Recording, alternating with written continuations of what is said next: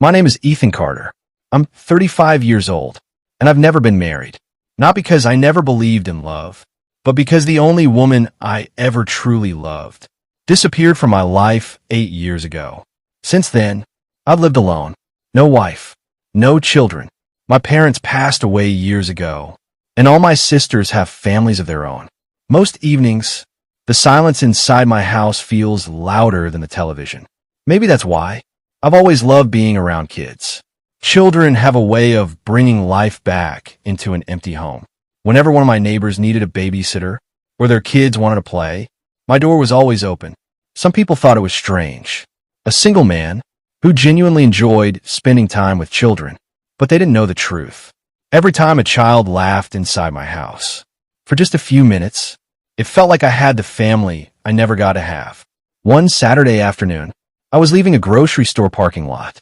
As I slowly pulled my car toward the exit, I noticed a little boy standing near the sidewalk. He couldn't have been older than 6. His clothes were clean, but worn out. His tiny hands held a paper cup. He wasn't shouting.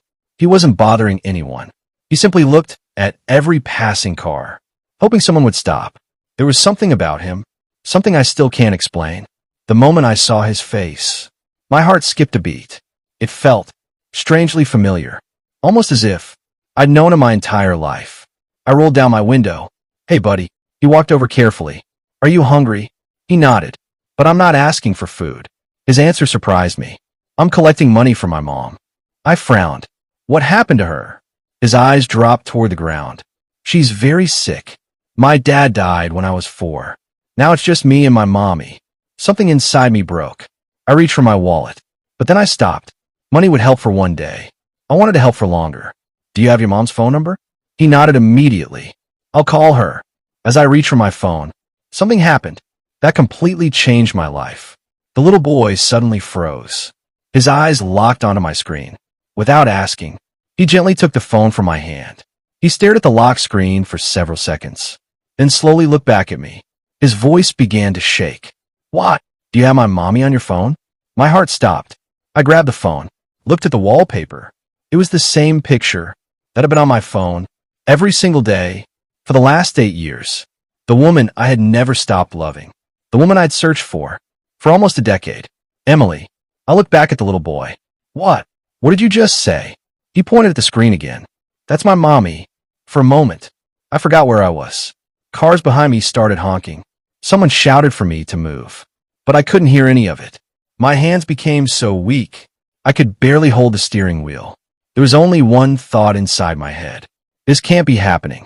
I pulled my car back into the parking lot. I didn't trust my hands anymore.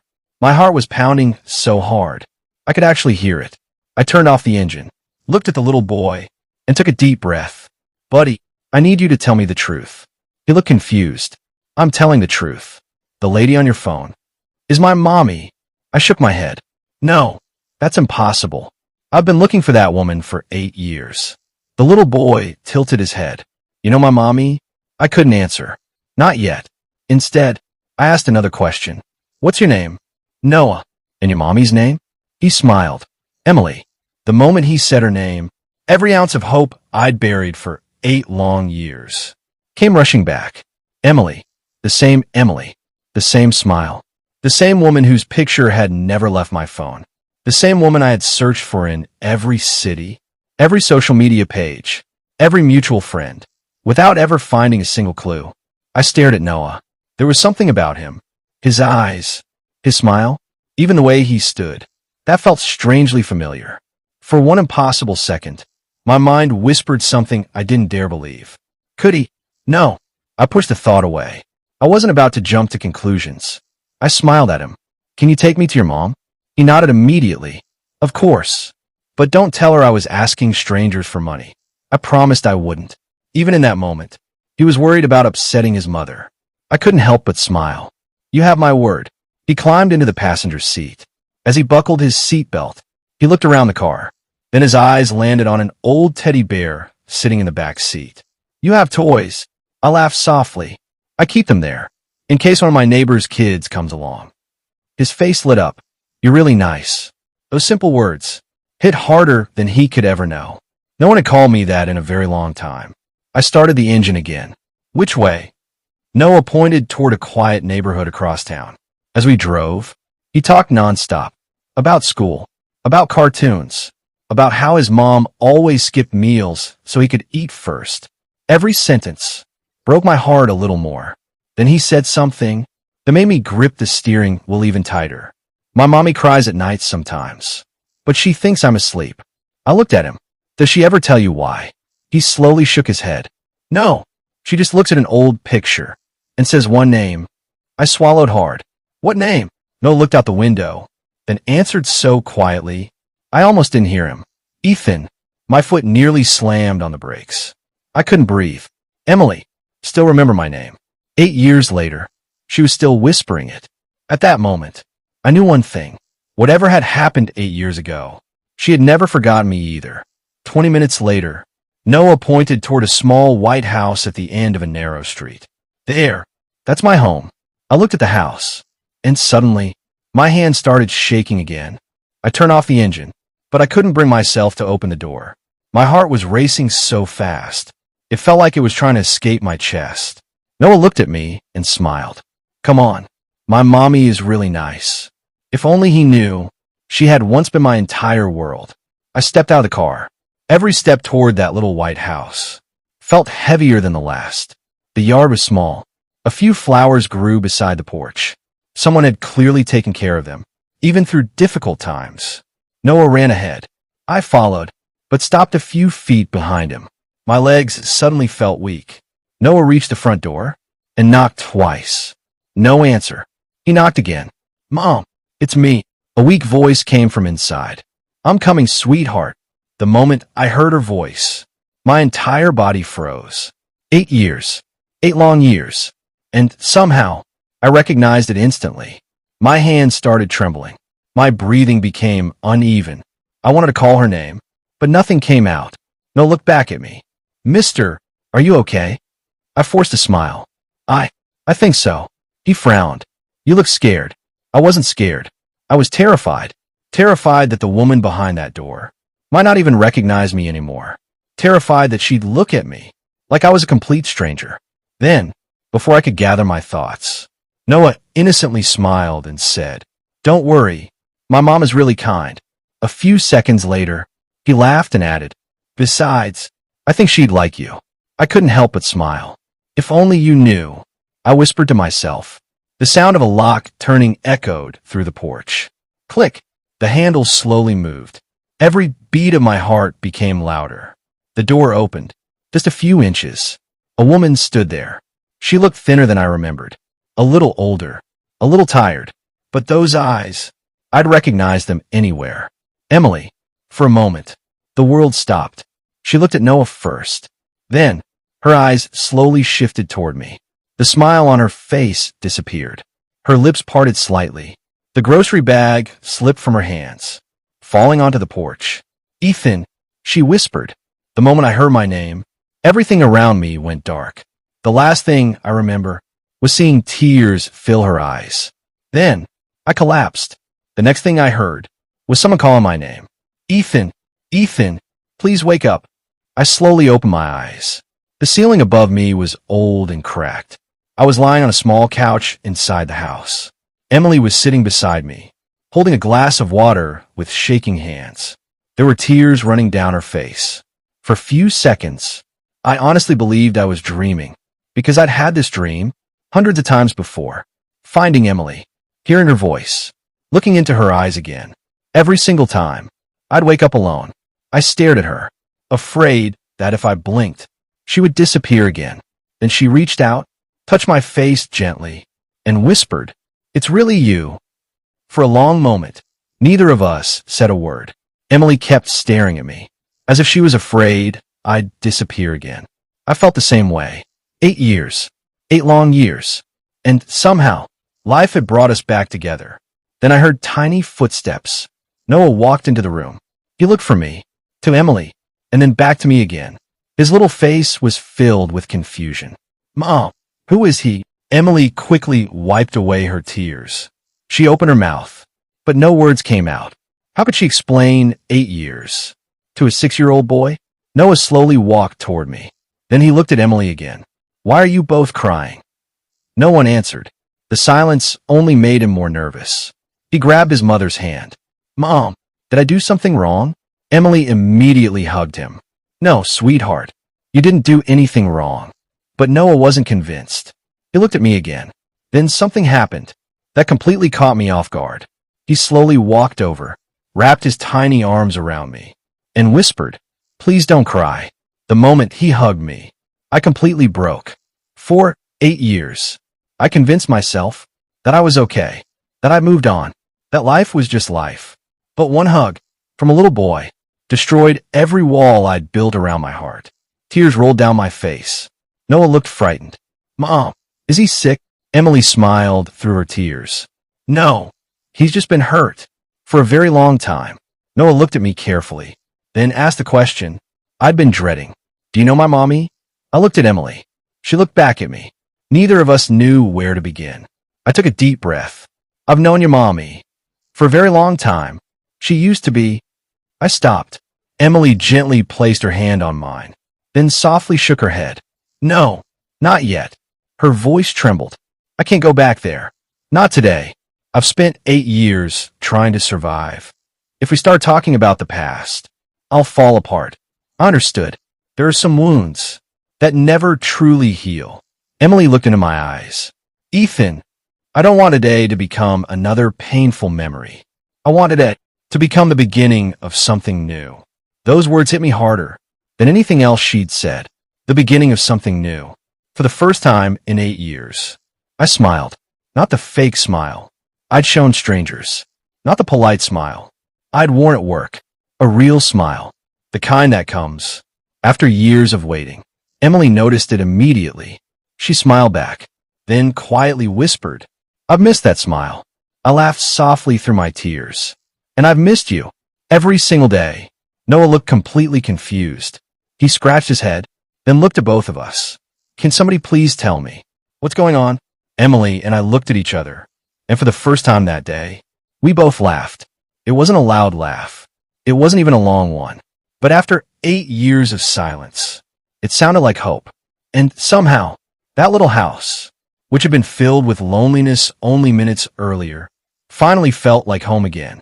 Emily slowly looked out the window. The smile disappeared from her face. I always knew one day we'd meet again. I just never imagined it would happen like this. I quietly asked, what really happened? Why did you disappear? Emily closed her eyes. For a few seconds, the room became completely silent. Then she finally spoke. The last time we met, at that little restaurant, my father followed us. I felt my stomach tighten. He saw us together. When we got home, he took my phone. He locked me inside the house. I wasn't allowed to leave. I wasn't even allowed to tell you goodbye. I stared at her. Every word felt like another knife. I came to your apartment. I waited outside your office. I searched everywhere. I thought you had stopped loving me. Emily immediately shook her head. Never. Not for 1 second. Tears rolled down her cheeks again. I wrote you dozens of letters. My father burned every single one. I begged him to let me see you. He told me, forget Ethan. He's already forgotten you. My eyes filled with tears, because at the exact same time, I had been told something completely different. My father met me too. Emily looked shocked. He said, Emily is getting married. She chose someone else. For years, I believed every word. Emily covered her mouth. Oh my God, they lied to both of us. I slowly nodded. They stole 8 years. From both of us. Neither of us spoke. There was nothing left to say. Some pain doesn't need words. Noah quietly walked over and held Emily's hand. Then he held mine. Without realizing it, he had connected us again. Emily smiled through her tears. Then she noticed my phone lying on the table. The wallpaper, it's still the same. I unlocked the screen. The photo appeared. It was still the picture we had taken together 8 years earlier. She stared at it in complete disbelief. You never changed it? I smiled softly. I bought new phones. 3 of them. But every single time, this photo came with me. Emily couldn't hold back her tears anymore. She gently touched the screen. I thought, you forgot me. I looked into her eyes. Emily, I forgot birthdays. I forgot passwords. I even forgot where I left my car keys. But forgetting you was the one thing I could never do. Emily suddenly hugged me. Neither of us cared that we were crying anymore. Noah looked up at us and smiled. I knew it. I knew you two already knew each other. Emily laughed through her tears. Oh, sweetheart, you have no idea. Noah tilted his head. So, are you friends now? I looked at Emily. She looked back at me. Then she smiled. I think we're finally finding our way back. Just then, I stood up. Come with me. Emily looked confused. Where? I smiled. You'll see. She hesitated for a moment, then nodded. She trusted me, just like she used to. We walked toward the front door together. Neither of us knew that the next place I was about to take her would bring back the memory of the happiest and the most painful day of our lives. I opened the passenger door for Emily. She looked at me, then at the car, and suddenly froze. No, it can't be. She slowly ran her fingers across the hood. Her eyes filled with tears. You still have it? I smiled. The same car. The same one from our first date. Emily laughed through her tears. I thought you would have replaced it years ago. I could have. I could have bought 10 cars better than this. But every time I thought about selling it, it felt like I'd be letting go of you. Emily covered her mouth.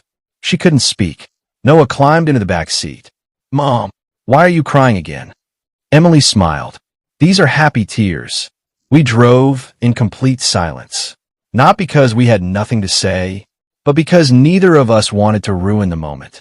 20 minutes later, I pulled into the parking lot of a beautiful restaurant. Emily looked through the windshield and suddenly stopped breathing. No, she whispered. It can't be this place. I looked at her and smiled. It is. The same restaurant. The same place where our first date became our last. Emily slowly stepped out of the car. She looked around. Everything looked familiar, yet somehow different. I gently held her hand. Come with me. As we walked inside, every employee suddenly stopped what they were doing. Then, one by one, they smiled.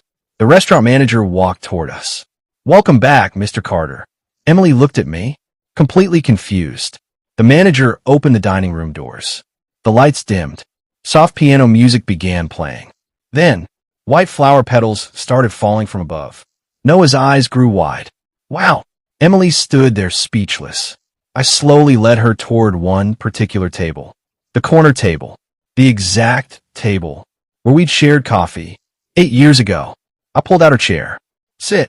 She looked around again. Then something caught her eye. The restaurant's old name was gone. In its place, large silver letters covered the wall. Emily's Place. Her knees almost gave out. She turned toward me, tears streaming down her face. You named it after me? I nodded. 3 years ago, I bought this restaurant. She stared at me in complete disbelief. But why? I smiled. Because I promised myself something. If life ever brought you back, I wanted us to finish the first date that life stole from us. Emily burst into tears. She threw her arms around me. I don't deserve you. I gently held her face. Emily, love isn't about who deserved who. It's about who never stopped choosing the other. At that exact moment, a waiter approached our table. He placed 2 cups of coffee in front of us, then smiled. Your usual order, sir. Emily looked at me. You still remember? I laughed softly. I never forgot. The waiter nodded respectfully. Anything else, Mr. Carter? No, I already have everything I've ever wanted. Emily cried even harder. Noah looked between us, completely confused, then smiled. So, does this mean I finally have a dad? I looked at Emily. She looked back at me. Neither of us said a word. We simply nodded together. Noah jumped off his chair, wrapped his tiny arms around both of us, and laughed louder than anyone in the restaurant. For 8 years, I believed love had abandoned me. But sometimes, God isn't saying no. Sometimes, He's simply writing a better ending than you could ever imagine. And that day, our first date, finally came to an end. Not with goodbye, but with a family.